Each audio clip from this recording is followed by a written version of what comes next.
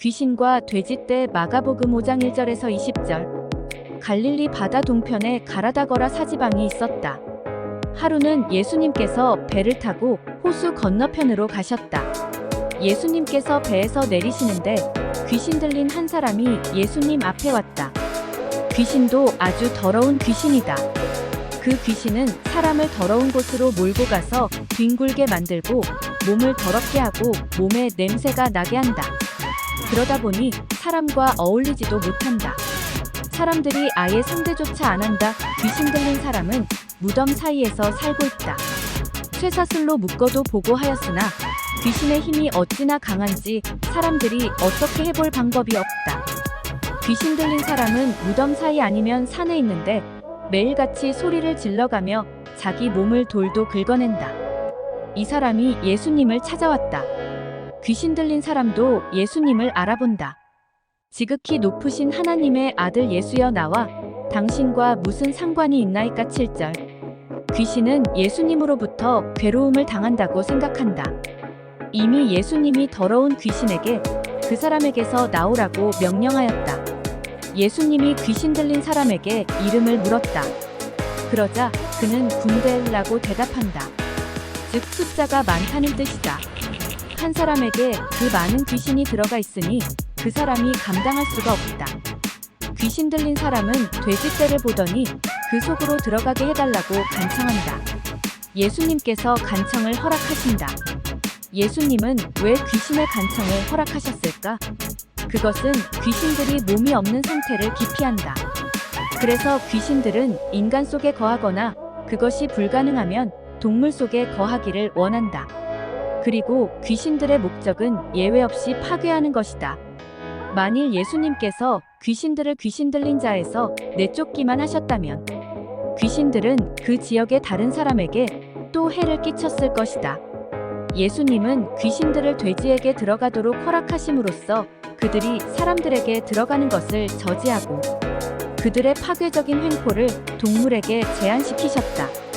귀신들이 돼지떼로 들어가자 맞아 돼지떼가 바다에 들어가 몰살하였다. 이 사건은 궁극적인 목적이 파괴하는 것인과 한 사람이 2천 마리의 돼지를 멸할 만큼의 엄청난 수의 귀신들에게 사로잡힐 수 있다는 사실이다. 돼지 키우던 자들이 마을로 내려가 이 소식을 전하자 마을 주민들이 예수님께 떠나달라고 간구한다.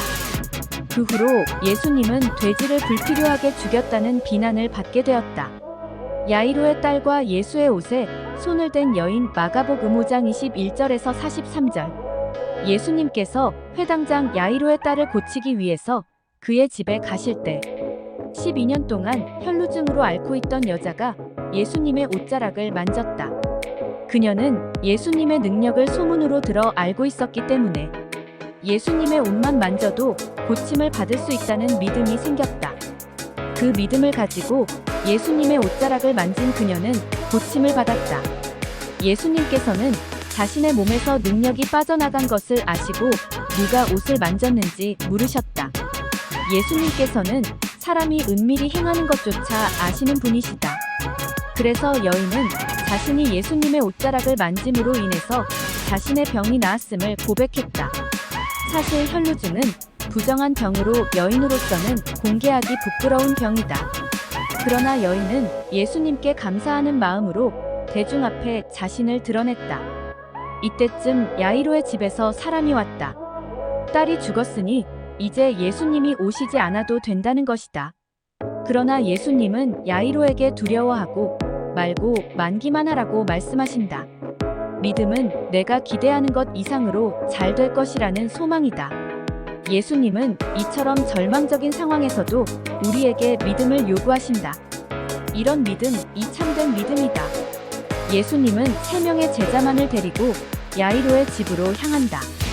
이 아이는 죽은 것이 아니라 자는 것이다. 실제로 예수님의 말씀을 듣고 사람들이 비웃었다. 믿지 않고 비웃는 사람들은 예수님과 함께하기 어렵다. 믿지 않았으므로 기적을 눈으로 볼 기회를 박탈당한다. 예수님은 딸의 부모와 제자들만 데리고 아이가 누워있는 곳으로 들어가셨다. 그리고 아이의 손을 잡고 말씀하신다. 달리다굼. 이 말의 뜻은 소녀야 일어나라는 뜻이다. 즉 누워있는 소녀를 향해 일나라고 예수님은 말씀하신다. 그러자 소녀는 일어났다. 그리고 걸었다. 예수님은 소녀에게 먹을 것을 주라고 하신다. 영적인 사역에 있어서 이것은 소위 양육사역이라고 일컬어진다. 새 생명의 고통이 시작된 영혼들은 먹어야 할 필요가 있다.